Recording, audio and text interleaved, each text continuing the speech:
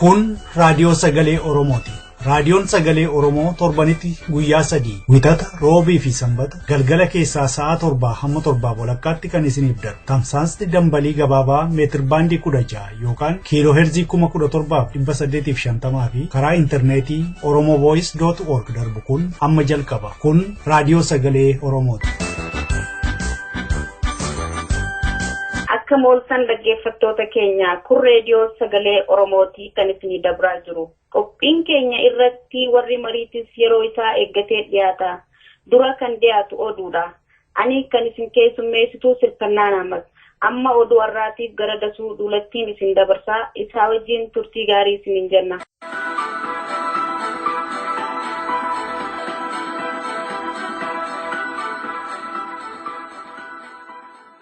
Akkam jirtu dhaggeeffattoota ana dasuu duulatti oduu isinitti hima.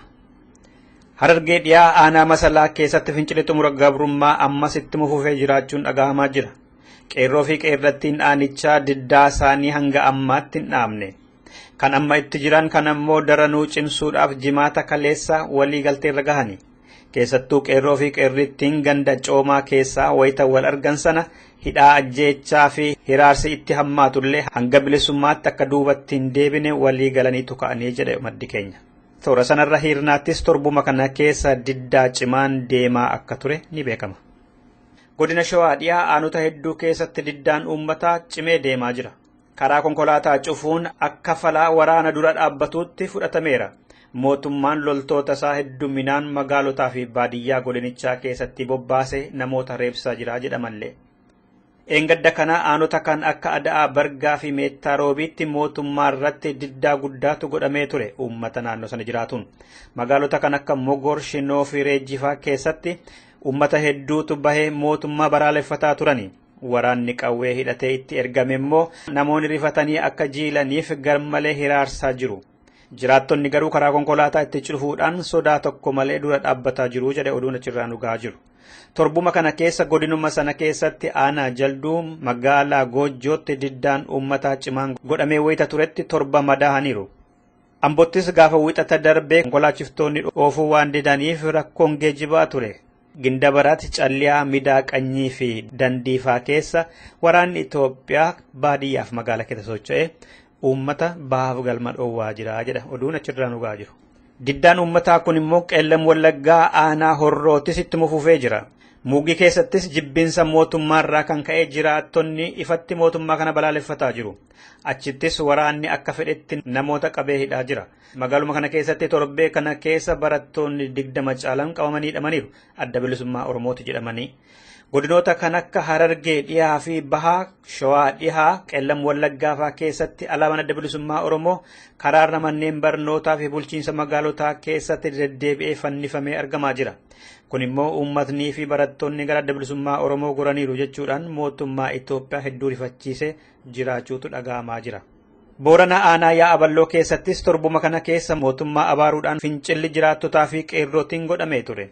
Dhihoo godina Arsii Lixaa keessattis haaluma wal fakkaatutu deemaa turuun kan yaadatamudha. Bakkoota hunda kanatti loltoonni Itoophiyaa hedduminaan bobba'anii jiru yeroo ammaa kana. Akka maddeen keenya godinoota kanarraatti. Mormituun Itoophiyaa tokko qawwee hiikkatee biyya galuun dhagahame. Paartiin uummata Affaar kanaa booda qawweetiin falmuurra karaa seerri biyyattii jedhuun qabsaa'uu wayyaa jedhanii jedhame. Hoogganaan dhaabichaa Aloo Ayidaahis kamisa darbe kana yeroo dubbatan mootummaa Itoophiyaa wajjin erga mari'atanii booda gallee hiikkachuudhaan murteeffanneerraa jedhani. Waraanni lolli nuun barbaachisu jedhan isaan waliin galan gara 400 ta'u. Bulchaan naannoo Affaar Haajii Suyyuum Awwal mootummaa fi uummanni Affaar warra qawwee lafa kaa'ee galee kana akka gaariitti harka bannee isaan simannaa jedhan. Mormituun paartii uummata Affaarii kun mirgi uummata Affaar kabajameen jiru jechuudhaan yeroo dheeraadhaaf dirreera ture. Amma maaliif galuun akka barbaachisee fi bakka lamatti cabanii moo kan jedhu ammaaf ifatti deebiin arganne. Gara waggaan tokkoon duras mormituun TDM jedhamu kan biyya Tigraay Mollaa Asgadoomitiin durfamu loltoota 800 qabatee Itoophiyaatti galuun kan yaadatamudha. Erga galaniiti eessaa fi maal keessa akka jiran hin beekamu. Oromoonni godina addaa Oromiyaa naannoo Finfinnee magaalaa Sandaafaa fi naannoo ishee jiraatan magaalaan Finfinnee kosiin irratti hin gattu jedhanii dhorkani. Bulchiinsi Finfinnee amma bakkatti kosii gatu dhabeera. Boolee Bulbulaa fi Furiin bakkoota kosii fi dhangala'aan Finfinnee keessaa bahu itti gatamuudhaaf karoorri bahee jiru keessa jiru. Maallaqni guddaan itti bahee Sandaafaatti kan ijaarame bakki kosiin itti gatamaa ture naannoo beeyladaa fi nageenya keenya balaarra buusaa waanta tureef ammaan booda nurratti hin gattanii jedhanii jiraattonnii fi qonnaan bultoonni Sandaafaa torbee kana keessa konkolaattota kosii baatanii deeman ofirraa wayita deebisan. Tarkaanfii uummanni Oromoo fudhate kana ija hamaatiin ilaalanii hidhii kan itti nyaatanis jiru jedha oduun gahe. Dhumarratti namni kaleessa biyya Jarmanii magaalaa Muunikitti namoota 9 ajjeese dhibee sammuu qaba jedhame. Poolisii fi qondaalonni kutaa biyya Bavaariyaa akka jedhanitti gurbaan ganna 18 namoota 9 qawweetiin ajjeesee garii immoo madeesse sun lammii biyya Jarmanii hidda dhaloota Iraaniiti. Mana yaalaatti nama deddeebi'aa turee fi sammuunsaa nama tuqamedha jedhan. Wiixata darbe kan biraan baqataan biyya Afgaanistaan irraa Jarman deemee kooluu galtummaa gaafataa ture tokko immoo cuubeetiin namoota waraanuun ni yaadatama. Dhaggeeffattoota keenya oduun keenya irraa kanumadha. Qophii keenyaaf waliin turtii gaarii.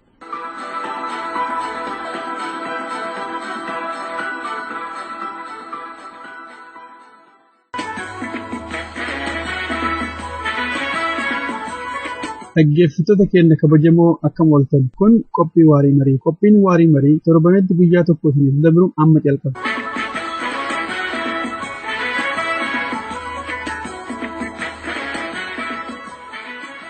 Bara kana keessa namni gariin nama isa biyya keessaa komata. Inni biyya keessaa immoo nama isa biyya alaa komata. Biyya keessaa biyya alaa wanti jedhu kun maali? Akkam jirtu dhaggeeffattoota keenya. Kun qophii keenya waarii mariiti. Qophii waarii marii har'aa keessatti dhimmuma kanarratti obbo Aliyyii Galatoo waliin haasofna. Obbo Aliyyiin na biratti argama. Obbo Aliyyii baga nagaan dhufte. Baga nagaan dhufte. Mee yaada isa jalqabaarraa kaa'uudhaaf maayinni wanti biyya alaa fi biyya keessaa jedhamu kun jalqabumayyuu? Yeroo irratti dhaaqaba. Duri biyya keessa jechuun namni dur Chaayinaallee Chaayinama keessa taa'a, Oromoollee biyyuma ofii taa'a, namni bartuu qe'ee ofii taa'a, walitti zamana namni walitti makamee hin jirre jechuudha. Zamana yoo Oromoo taate malee namni lammii kun of citizenship amma kennan kana zamana namni hin kennine jechuudha. Biyyiti martuu hojjaan taa'a. Keessa jechuun warra kenna jechuudha. Warra kenna, warra nu fakkaatu, warra walii yaadu, warra waliin jiraatu nama kenna jechuudha. Ala jechuun ammoo nama kennan taane nama yaanni kennaan adda ta'e qabeenyi isaanii adda ta'e warra gariin ammoo warra diina ta'e jechuudha. Fagoo ta'e warra waa walitti hin godhanne jechuudha gabaabamatti. Haalli sunniin alaaf keessa akkuma manaa fi manaa alaa akka jedhan kana waa ati keessa jirtu waa ati keessa hin jirre jechuudha. Yeroo ammaa dur lafa akkasitti haraaranii akkas jedhan bakka namni qophatee amma kun maappii jira. Maappii saniin amma fakkeenyaaf biyyittii amma adda qoqqoodanii biyya Afrikaa tanii warri Awurooppaa adda qoqqoodanii tun akkana jedhamtu tun akkana jedhamti jedhanii akkasii adda hiranii addunyaa tan akkasii adda hiranii maqaa adda addaatti godhaniiran. Dur lafa santu keessaaf ala murteessa. Adda yeroo amma teekinooloojiin dhufee wanti adda addaa dhalatee namni lafa callaan uduu hin taane haadaanillee telefoonaan haa ta'u, intarneetiin haa ta'u, maaliin haa ta'u, miidiyaan haa ta'u waan adda addaati yeroo inni wali hidhameeti hulee adda addaa taa'ee wal qunnamuu haa ta'u, hajaa wal baasuu haa ta'u, waliin hojjechuu haa ta'u yeroo akkanaa ta'e keessaaf alaan amma biyyaan uduu hin taane waa ati walitti qabduun ta'aa dhufaara jechuudha. Yoo amma argitee jiraatte warri vaaliyuu bifa tokkoo qabu amantii haa ta'u, aadaa haa ta'u, qabeenya haa ta'u, ilaalcha haa ta'u, waan jaalattu ispoortii haa ta'u namni amma biyya keessa kun Gindhiirii yookiin ammoo Direedawaa taa'eeti Arsinaal yookiin ammoo Manchester maammoo haa ta'eeti wal baqas. Kun amma maal si mul'isa dur Arsenaalii fi maalii waliin taphate yoo jedhani rakkoo kan keetii miti. Adda ammoo maal taataa yeroo akkasii walii hidhamtee addunyaa tanaaf walii hidhamtee deemtu namni ati gaddituuf namni ati wanna jettuuf amma muuvii irratti yeroo namni du'u rakkoo adda addaa yeroo dhalatu amma namni muuvii irra argitu kan kee ta'ara jechuudha. Adaadaa kan ta'eef eessuma kan keeti maalii kan kee irraa fagaattee kan argine san sanni irraanfattee nama guyyaa walii ooltu waa walitti qabdu kanatu keessa ta'eeti namni atammoo waa walitti hin godhanne hajaa walitti hin qabne kun ammoo amba ta'e yookaan ammoo ala ta'aa dhufaaraa jechuudha. So wanti alaaf keessa jedhamu kun akka dur karaa itti godhanii kun alaa kun keessa jedhan sunniin badee jira amma. Kanaaf wanti alaaf keessa jedhan kun is blur ammatti hin beekamu. Garuu namoonni keessaaf ala jedha ammallee hin dubbatanii. sun ammoo baay'ee waan amma deemaaru hubachuu dhabuurraa yoo ta'e malee keessaa falli kun baay'ee rakkoo ta'e. Keessaayyuu yeroo adda addaatti wanta amma keessaaf alaa kun kan fidu waan amma qabsoo Oromootti hidhateera. Qabsoo Oromoo kana warri biyya alaa akkas godhuun deeggaruu horii kennuu warri biyya keessaatti akkas godha waan jedhamu jira. Amma namni akkuma tu keessa barreessaa bara globalization'itti namni bakka hunda jira waan hundi walitti hidhata qaba. Mootummaan nu gabroonfatuyyuu akkuma namni Oromoo iddoo adda addaa jiru bakka adda addaa jira. Akka Oromoon iddoo jiru tasgabbiin arganne sin godha. Kanaaf ga'ee namni keessaaf alaa jedhu kun bifa kamiin ilaalamuu qaba keessatti warri biyya alaa maal godha biyya alaa jiru yaadaan yookaan lafarraa ta'u maal godha namni biyya keessaa maal godha akkamitti immoo wal hubatan. Adiin keessaaf ala wanti kun is very distorted maaliif wanti keessaaf ala jedhamu hin jiru. Amma daayinaamik wanti baay'ee namichuma amma waraana keessa tureetu ji'a tokko duungeen yookiin Ijipti argite yookiin Awustiraaliyaa argite yookiin Ameerikaa argite. Namichuma qara Awustiraaliyaa Meelboorni argaatutti Naayiroobii deebi'ee argite yookiin biyya deebi'ee argite.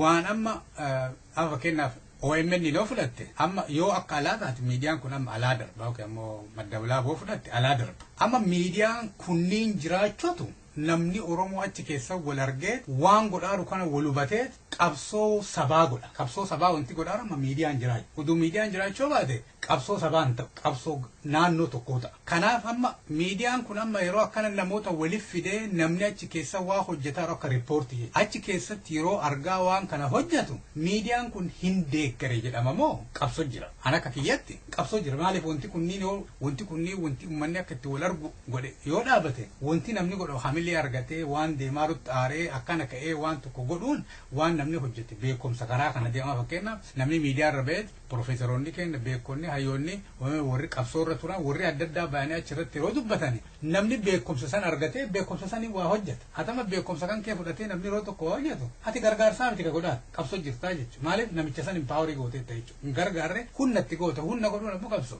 Beeki addunyaa mataan irrattuu namni maaliif akka keessa jedhuuf naan galu malee hoogganni biyya deebi'u malee maali jammalee qabsoo Oromootu yoo ilaaltu qabsoo Oromoo hedduun ilmaan Oromoo ka ala turaniin kataate. Amma Hayilee Fidaa yoo fudhatte Sheek Dr. Muhammad Rashiidin yoo fudhatte Sheek Bakri yoo fudhatte Elemoo Qilxuu yoo fudhatte namoota adda addaa kanneen yoo fudhatte warri kunneen beekumsa horataati waan adda addaa horataati ummata kana dhiibbaa kana hin jenne irratti uumanii jechuudha. Amma waaqa guutuufaallee amma Somaalee dhaqanii achi as deebi'uun waan adda addaa uleen bakkee adda addaa irraa murku namni kennaa maraa maal godha. Ifa amantii keessatti amma zamana durii namni bakka jiru irraa baqatee bakka biraatii waa godhatee deebi'ee uummata ofii akkasii qabsaa'aa jechuudha. Wanti kunneen wanti amma alaaf keessa jiran kunneen disimpaawar warra ala kanneen akka isaan hamilee waa hin dalanne akka isaan waa hojjenne dhooguu ta'a. Maaliif horii biyya alaa kanaan biyya keessatti waa hin goota. Sun gargaarsaa miti. Amma biyya guddatte kanneenitti namichi horii baasee pirojektii tokko fandii godhu gargaarsaa miti. Pirojektii isaa jechuudha wanti sun. Namichi beekumsa waan sanii barbaachisu kenne gargaarsaa miti. Sunillee waan tokko jechuudha. Kanaaf anama Melbourne hin taa'ee nama cyber security barateeru tokko ta'e sisteema Itoophiyaa ka IT ka telecommunication ka maalii kanneen guyyaa tokko cufuu hin dandeetta. Qawwee amma jaan qawween amma hunna jechuudha. Qawwee wanti jedhamu kun hin beeku akkasi aadaa ta'eera malee qawwee jechuun hunna jaara namni. Mootummaa tokko jissuuf hunna si barbaachisa. Hunna wanti si barbaachisu mootummaa kana jissu yoo ta'u yoo jisiteen boodallee waan barbaaddeet ama mootummaa kana wanti jissituuf haqa kan kee deeffachuuf. Haqa kan kee yoo deeffattellee namni biraatu deebi'ee akkasirraan fulan haqa kanaa ittiin eeggattaa jechuudha. Kana jechuun maal jechuudha? Hunnaa jechuudha. Mootummaa kana qawwee callaan jissitamu. Maaliif mootummaa kun qawwee callaa miti ka qabu. Qabeenyallee qaba waa adda addaa qaba jechuudha. Mootummaa kana waa isaa inni ittiin jiraataaru cufa irraa kutuu danda'u.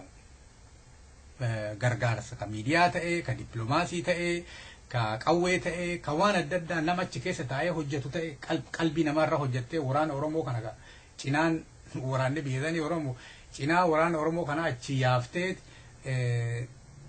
qawwee ma waliin jechuudha. Qawwee haaraa wanti bittuuf hin jiru amma nama Oromoo ka achi keessa jiru amansiiftee dhibbatti amanee fudhatee jennaan halkan tokkoon waraanni cinaan kun waraana kaanitti wanti inni gara galleef hin jiru jechuudha. Kanaaf paaworii yoo paaworii irraa haasaa jiraate paaworiin bifa torba jira.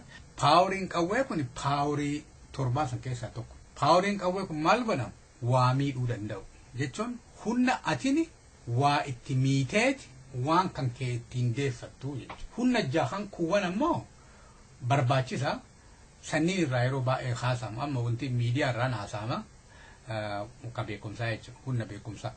Miidiyaan amma aga dhufe waa hedduu wayyeesseera jechuudha. Kanaaf qawwee callaa miti.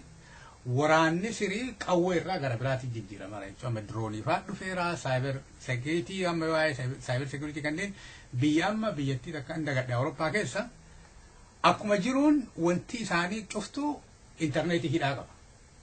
Namni maal godhanii yeroo wayii akkuma jiruun sisteema san cufsiisan.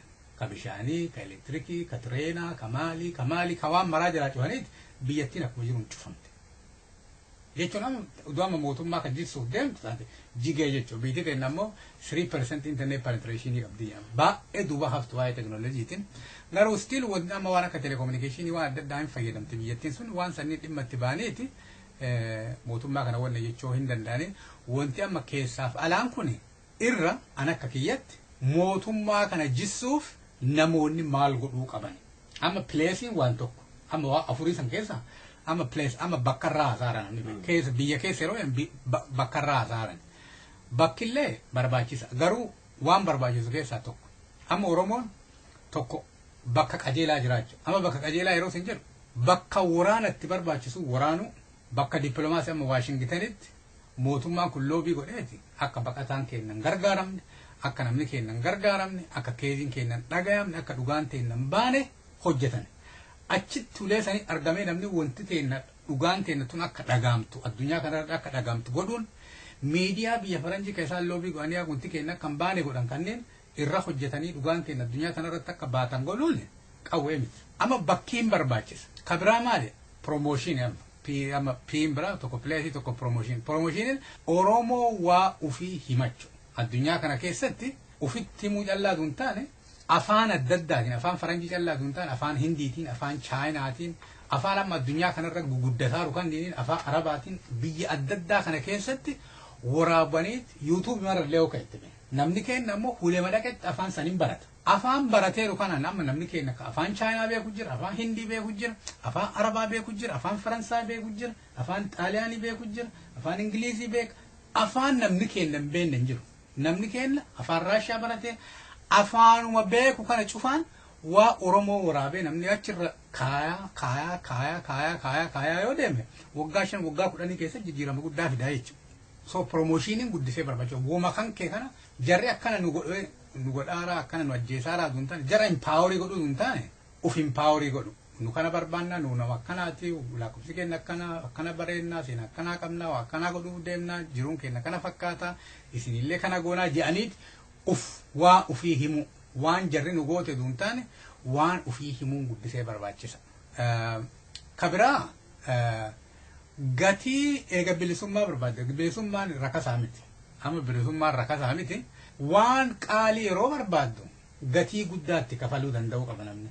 Waan xiqqoo baafteet waan qaalii argachuu hin dandeettu. Kanaaf gatii ufii kanallee namni ol butuu qaba. Amma humna waan jedhamu amma qawwee wanti jedhamu kun qawwee callaa miti. Waan maraa waa Oromoo investii irra gootee akka inni humna qabaatee mul'atee waan tokko cabsee waan tokko godhuu akka danda'u godhu.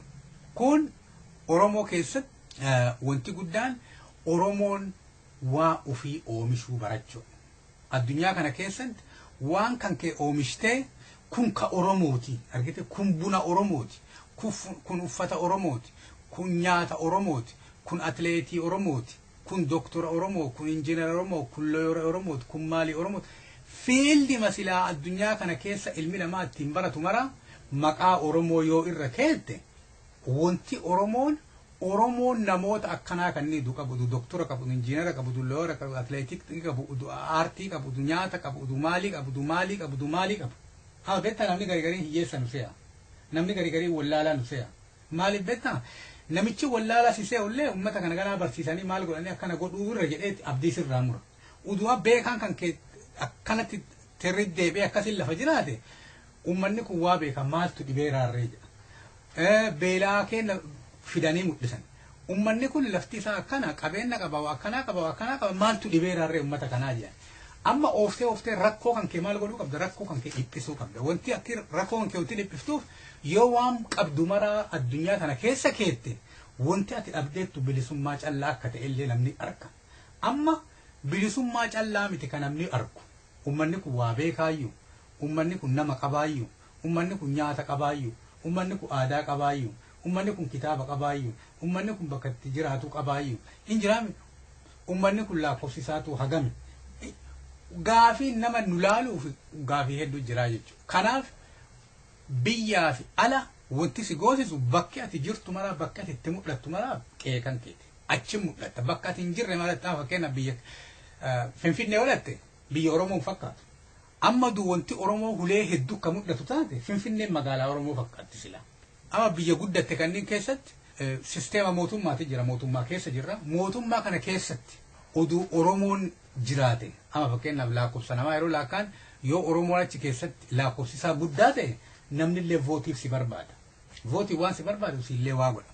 Biyya keessa jirtu kanatti nama ispoortii jabaa wayii tokkicha yoo qabaate nama kubbaa taphatu yookiin nama fiigu yookiin immoo aaktarii tokkicha yookiin immoo uummata yaa ta'u nama wayii nama public influence tokkicha yoo qabaate saba kan kee nama tokkicha sanii Oromoon beekamee kabajaatti. Maaliif saampilii ilaala namni. Ati saampilii sana yoo hin qabaanne uummata keessa hin jirtu jechuudha. Uummata keessa yoo hin jiraanne namni lama hin beekne hin yaadda'ullee hin rakkatullee naga'u yeroo argutti si barachuuf deemaa jechuudha. Kanaaf waan amma biyya keessaa fi biyya alaa fi maalii mitam addunyaan walii hidhamtee wal keessa deemaara. Tiraanzaakshinii wal keessa deema. Namni ganamaa galgala walgeettii waliin ta'a. Biyya taa'ee ala taa'ee walgeettii waliin ta'a. Waliin mari'ata. Walii hojjeta. Dhaqi kana godhi jira. Mootummaa illee sanuma godha. Nullee sanuma godhuu qabna. Kanaaf biyya keessaa biyya alaa wanti jedhamu kana namootarraa joogiraafii macallaa irratti yoo loke Oromiyaan biyyiti kuwwan ammoo alaa waa mana jedhanii akkasii yoo kaan malee namni bakka tokko hin ta'a.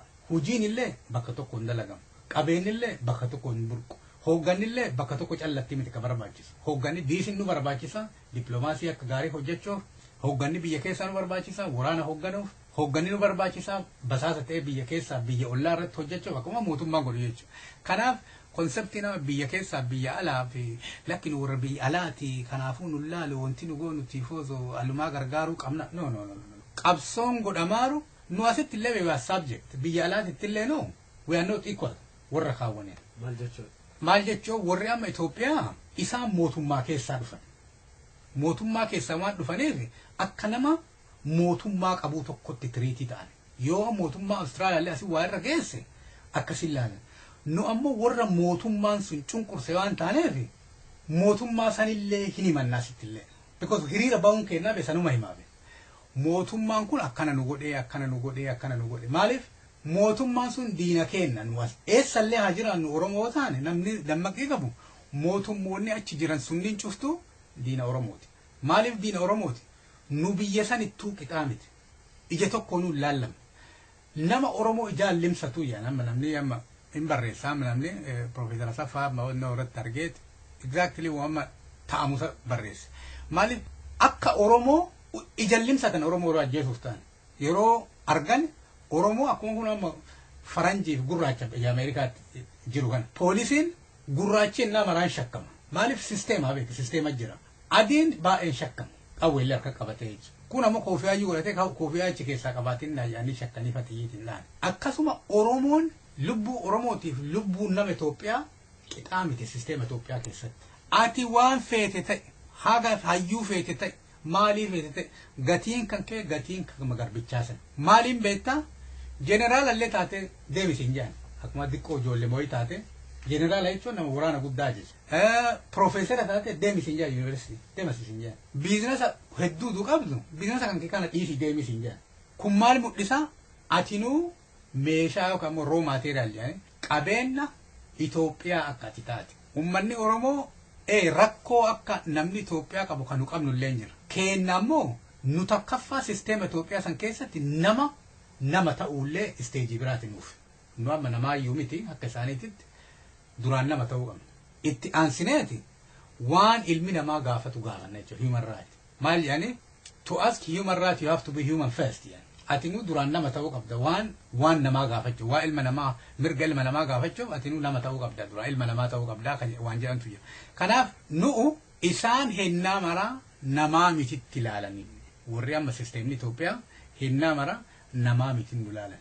adda nu jaba innuuni diqqoo gara namaa nu sissan gara namaa still fully namaa miti because gaafa ati be guutuu nama guutuu jedhanii si fudhatani rakkoon biyya saniitu badeebe amma rakkoo waa Oromoo uumaa fi malee gaafa sisteemni Itoophiyaa Oromoonillee nama jedhe rakkoo nu furan because namni gaafa nama ta'e waan balleessellee walii dhiisa akkamitti akka waliin jiraatullee waliin dubbata eenyu akka sabulchullee waliin dubbata garuu namni nama ta'eef namni nama hin taane tokko hennaa maraa qixa jiraatee hin danda'u kan nama hin taane sun qabeenya nama warra nama ta'ee saniiti jechuudha sisteema tokko keessatti kanaaf rakkoon jiru rakkoo namaa fi nama hin taane kaganaa nama ta'u jechuudha saniif bishaanitti illee wanti oofanii bishaan keessaa dhufanii alaa dhufanii busaa yaa'aa yeroo baay'ee argitee jiraattillee gara amantiin harkisan gara amantiin dhiiban akka nama eenyummaa hin qabne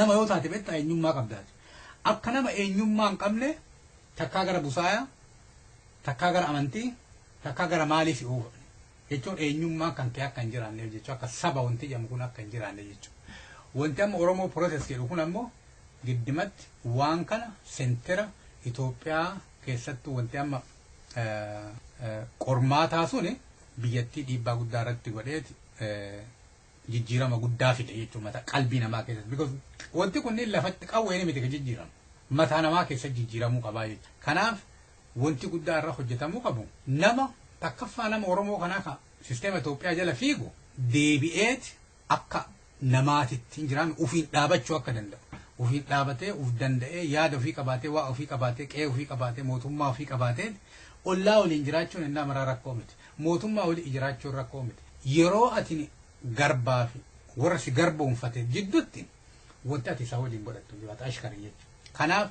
wanti sunniin irra yaadamuu qabam ala taane keessa taane nu'u akkuma garbaatiin laallamna isaan biratti kanaaf namni abashaa tokko namni sisteema Itoophiyaatti amanu tokko karaa irratti illee si dhufeet abashaanis jedheet ija sibba baasa magaala managaa kana keessatti ija sibba baaseen namni gariin hollataa iyyuu jallo hunfa jedhee hollata yoo ati ammoo xiqqoo nama sabboona ofiin jettee wat jettee ati yoo jette si dallana namichi because akka garba ofiititti eessatti illee akka garba ofiititti si ilaalan biyya keessa callaa miti eessatti illee akka garba ofiitii waan si ilaaluuf simmuufataa jechuudha ati garba kiyyaan atti taatee akka namaatiin na dubbataa jedheeti simmuufataa kanaaf keessaa falan qabu sisteemni jiru sun sisteemni akka garbaatiin nu laakka'u suni hulee maraa hin jira hulee marattuu nu faana jira hulee marattuu qabsoo godhuu qabna keessaa alan qabu addunyaa tanarra bakka sisteemni gan nu qabu jiru marattuu nu qabsoo godhuu qabna jechuudha kanaaf keessa alan jiru Oromiyaa callatti miti garuu maal deemu keenyaallee qabanii deebisanii of xaaran nama kenna kun amma silaa akka ji'oogiraafiitu ta'e ala jechuudha ala yoo taate ammoo keenyaa keessaa wanti nama kennatu Suudaanii dhaqanii nama qaban Somaalilaandii dhaqanii nama qaban mootummaa Ijiptii waliin probably waa hojjetaa taa'u ijoolleen amma baqataa guyya guyyaan nama Oromoo ajjeesan uduu amnestiin baasu uduu human rightiin baasu rakkoo kana mara uduu argani keesii kenna harka diduun kunniin maal mul'isa qabsoo nurra godhaaran jechuudha uleema marattuu qabsoo nu godhan miidiyaa cufsiisuu ta'ee ulee adda addaatitti gargaarsa silaa Oromoo argachuu irra jiru dhooguu ta'ee kunniin martuu maal godhaa qabsoo alagaan nurra turuuf garba godhee nurra turuuf ulee marattuu nurra deemsisaaru nullee keessaaf ala waan jedhu kana dhiibneeti bakka qabsoo godhuun nurra jiru maratti godhuun barbaachisaadha. Hayyee dhaggeeffattoota keenya qophiin kun sa'aatiin keenya gabaabaa waan ta'eef kutaa lammaffaa isaa qophii mala jireenyaa roobii dhufu keessatti itti deebina obbo Aliyyii hedduu ulfaadhu ibsaadha nuu kenniteef. Galata.